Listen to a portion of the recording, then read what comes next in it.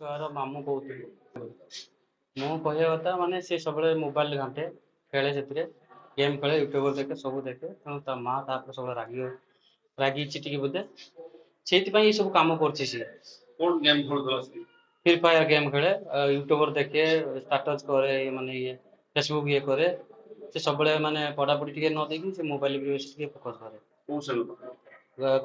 ଅଷ୍ଟମ ଶ୍ରେଣୀରେ ପଢୁଥିଲା ପାଠ। ଏ ବିଷୟରେ କେତେବେଳେ ଆଗରୁ କେତେବେଳେ ଆପଣ ତାକୁ ବାରଣ କରିବା ହଁ, ବାରଣ କରାହେଇଛି, ସେମିତି ନାହିଁ ଯେ ତାକୁ ଇଏ କରାହେଇଛି, ବାରଣ କରାହେଇଛି। ତଥାପି ସେ ତ ଖେଳେ, ମନା କରିହୁଏନି। ତା ମା କାମ କରିବା ସମୟରେ ଯଦି କିଛି କହିଥିବ ମେ ବି ଏ 6:20 ଘଟଣା ଘଟିଛି କାଲି।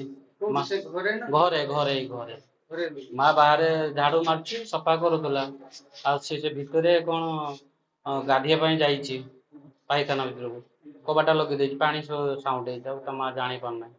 ଯେତେ ଅଧିକ ଟାଇମ ହେଲା ରାଗିବାର କାରଣ କଣ? ମୋବାଇଲ ଛଡେଇ ଦେଲେ ନା ତାକୁ ବାରଣ କରୁଥିଲେ? ତାକୁ ବାରଣ କରୁଥିଲେ, ମୋବାଇଲ ବାରଣ କରୁଥିଲେ ତାକୁ। ସେଇଥିପାଇଁ ହେଲା, କାହିଁ ବାର ବାର ଖେଳୁଛୁ, ଇଏ କରୁଛୁ, ଇଏ କରୁଛୁ। ସେ ମୋବାଇଲକୁ ଯେତେବେଳେ ପାଣି ସାଉଣ୍ଡ ହେଲା, ଛୁଆ ବସିବ, ଅଧିକ ସମୟ ଭିତରେ ରହିଲା, ଜାଣି ପାରିଲାନି ନା। ମା ଯାଇ କବାଟ ବାଡେଇଲା, ଏତେ ସମୟ କଣ ଗାଧୁଛି, ତା ଭିତରେ ସାଉଣ୍ଡ ହଉଛି ପାଣି। ଟାଇମ ପାଣି ଆସିଗଲା ନା, ତ ପାଣି ସାଉଣ୍ଡ କଣ ଦଉନାହିଁ ଏତେ ସମୟ। ବାଥରୁମରେ ହିଁ ସେ ଦୌଡି ଦେଇଛି, ମାନେ ଗାମୁଛା ନେଇକି ଲଗେଇ ଦେଇଛି।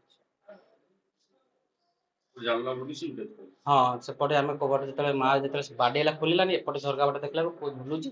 ତାପରେ ସେ ଘୁରି ପକେଇଦେଲା, ଭାଇ ଥିଲା, ବଡ ଭାଇ ଖୁଣ୍ଟା ମାରିକି, ଏ ଭାଇ ଭାଙ୍ଗିକି ତାକୁ ବାହାରୁ ଉଦ୍ଧାର କରି। ହଁ, ଦିଆଯାଇଛି, ହିନ୍ଦୋଳ ଥାନାରେ ଜଣେଇଛୁ ଆମେ। ଜଣେଇଛୁ, ଏଠି ତ ଆମେ ଯାଇକି ବସ୍ତା ଥାନାରେ ବି ଦେଇ ଆସିଛୁ।